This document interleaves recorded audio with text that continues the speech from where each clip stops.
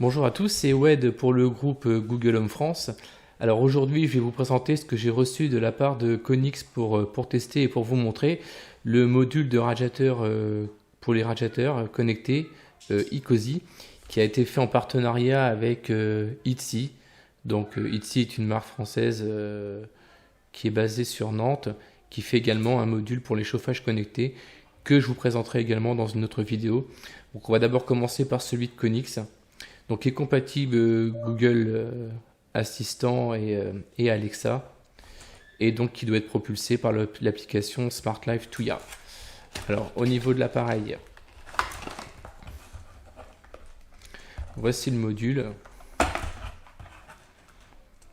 Donc avec les trois fils qui sont clairement identifiés, notamment le fil pilote.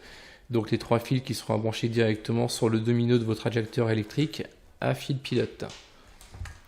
Sur le dessus, on retrouve l'écran qui indiquera les différentes positions, qui doit être tactile, on le vérifiera tout à l'heure.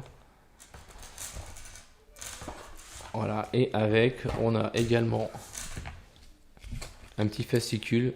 Alors, on appréciera que ce soit en français pour les branchements et pour installer l'application Konix. Alors dans mon cas, moi je vais passer par Smart Life puisque tous mes équipements sont sur l'application Smart Life. Donc l'application de Konix en fait est juste un clone de l'application Smart Life, donc ça posera aucun problème. Voilà, donc là ça parle de la compatibilité Google Home et Alexa, notamment comment faire l'appairage et les différentes commandes. Voilà, donc il ne nous reste plus qu'à installer tout ça. Ici, on va retrouver donc les fixations, si je veux le fixer au mur, ou une bande 3ème, si je veux tout simplement le coller. Voilà, moi je vous dis à tout à l'heure, je vais aller installer le module, et on verra donc ce dont quoi il est capable.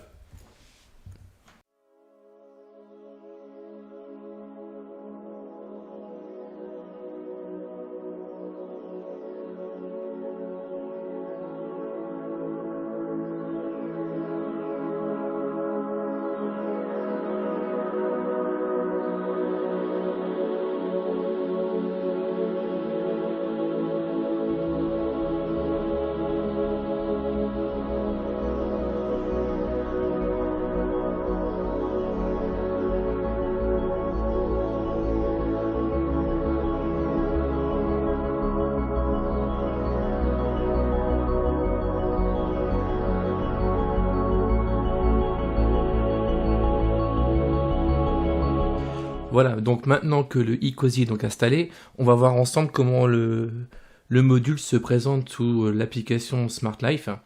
Donc là, en l'occurrence, il est bien remonté. Donc je l'ai déjà renommé. Donc là, actuellement, on peut donc constater qu'il est positionné sur le mode hors gel. Alors au niveau de l'application, il y a trois modes. Donc vous retrouvez les trois ordres.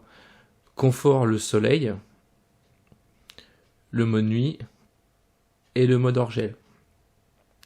Vous avez aussi la possibilité de verrouiller les commandes, car le eCosy également fonctionne également directement en tactile sur le module, et ça peut éviter par exemple à votre enfant d'activer ou de désactiver le chauffage par erreur. Donc là, si vous activez le cadenas qui passe au rouge, le module est bloqué. De même que sur l'application, on ne peut plus rien changer. Donc pour le désactiver, on reclique sur le cadenas. Donc ça, c'est pour les programmations type classique en manuel. Sinon, vous avez également un mode voyage. Donc, il faut juste l'activer et vous sélectionnez le jour d'absence. Et donc là, la programmation restera telle quelle vous l'avez programmée. Et le dernier mode, le plus important peut-être, la programmation. Donc, il faut penser à activer ici. Donc, ça fonctionne à la demi-heure par jour. Soit vous changez à la demi-heure, soit vous sélectionnez plusieurs colonnes. Si on prend l'exemple de lundi, voilà. Et si je vais jusqu'à 7h du matin, voilà, toutes les cases deviennent grisées et j'ai plus qu'à lui donner un ordre. Donc là, par exemple, hors gel. Voilà, et ainsi de suite sur le reste de la semaine. Une fois que vous avez fait ça pour le valider, il faut cliquer ici et la programmation est prise en compte. Voilà, donc moi je vais l'annuler. Hop. Voilà donc pour le fonctionnement du module. Au niveau du paramétrage, donc comme tout appareil Smart Life, vous pouvez choisir d'avoir une notification si jamais l'appareil est hors ligne. Ça peut vous lancer un message d'alerte. Au niveau des mises à jour logicielles, comme le produit vient de sortir, j'en ai pas encore eu, donc ça va peut-être suivre. Et maintenant, on va voir ensemble la partie scénario et automatisation, puisque grâce à cet appareil, on va pouvoir mettre en place pas mal de scénarios en fonction des équipements que vous avez chez vous au niveau Tuya Smart Life.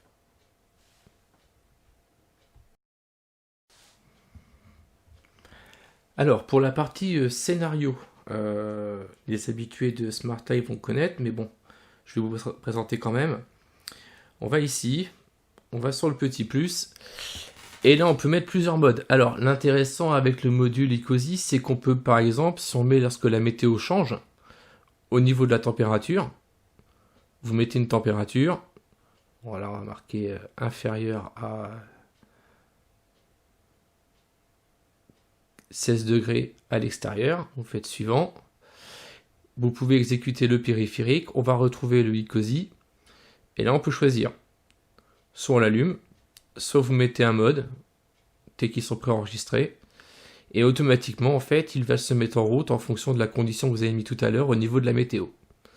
Alors par exemple, si vous avez un capteur de porte, lorsque le statut de l'appareil va changer, bon, je vais prendre un des capteurs que j'ai chez moi, voilà, je vais prendre la porte d'entrée, la position ouvert, exécuter un périphérique, on reprend le iCozy, et là, même chose que tout à l'heure, on peut également choisir le mode. Donc là, je veux qu'il passe en hors gel, quand ma porte va s'ouvrir. Voilà, ici vous sauvegardez, le scénario est mis en place. Alors, par rapport à l'application Google Home, comment le iCozy va remonter dedans? Donc là, vous le voyez, il remonte comme un simple module, radiateur. Alors, au niveau de l'affichage, là par exemple, il marque que le radiateur est allumé. Alors, chose qui n'est pas vraie, puisque le radiateur est en mode hors gel, donc on peut considérer qu'il n'est pas allumé vraiment. Le statut allumé, en fait, s'affiche à partir du moment où le iCozy est en fonction, que ce soit en confort, hors gel ou mode nuit. Il va apparaître seulement éteint quand je vais désactiver le module. Donc là maintenant je vais vous montrer comment ça se présente sur un Smart Display. Là je vais prendre celui de Lenovo, mais ça va être la même chose pour un Nest Hub ou un Nest Hub Max. On va aller se rendre directement dans la pièce. Donc ici, on va retrouver le radiateur. Là comme vous pouvez le voir sur l'application Smart Life, il est en hors gel. Et là, j'ai pas la remontée directement sur le Nest Hub. Vous voyez, on devrait le retrouver ici, au niveau de frais. Par contre, si je passe un ordre dessus, vous allez voir sur l'application, l'ordre va être pris en compte, mais ne va pas s'afficher sur le Smart Display. Donc là, par exemple, je vais le passer en mode chauffage. Voilà. On a l'impression que le Smart Display va le prendre en charge. Donc c'est déjà changé sur l'application Smart Life. Et quand vous revenez, voilà, ça n'a pas bougé. Donc l'ordre a été pris en compte, mais il n'y a aucun moyen de savoir en temps réel sur Google Home ou sur un Nest Hub quel est le statut à l'heure actuelle de l'appareil. Et ça marche également en vocal, pas possible pour l'instant de savoir le statut. Alors on espère qu'il y aura une mise à jour, parce que c'est vraiment un point qui pourrait être sympa plutôt que d'aller voir directement le statut dans l'application Smart Life pour savoir dans quel mode est votre chauffage. Au niveau des commandes Google Assistant, donc tout fonctionne parfaitement pour le contrôle du module. Juste les phrases qui sont un petit peu longues, donc c'est pour ça que dans mon cas j'ai fait des routines pour diminuer un peu la longueur des phrases. Voilà, donc conformément à ce qui est marqué sur le manuel de Konix, ça fonctionne. On va voir tout de suite un exemple avec le mode chauffage. Mets le radiateur de la chambre d'Alice en mode chauffage.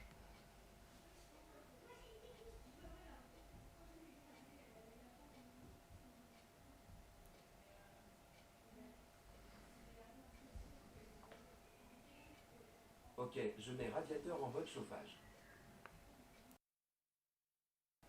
Mets le radiateur de la chambre d'Alice en mode frais. Très bien, je mets radiateur en mode frais. Mets le radiateur de la chambre d'Alice en mode éco.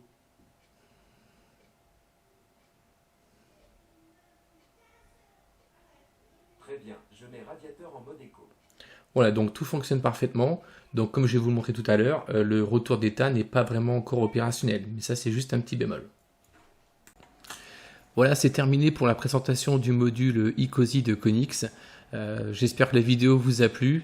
Moi personnellement, je suis plutôt content du produit. J'ai quand même un bémol pour le manque d'interaction avec Google Assistant.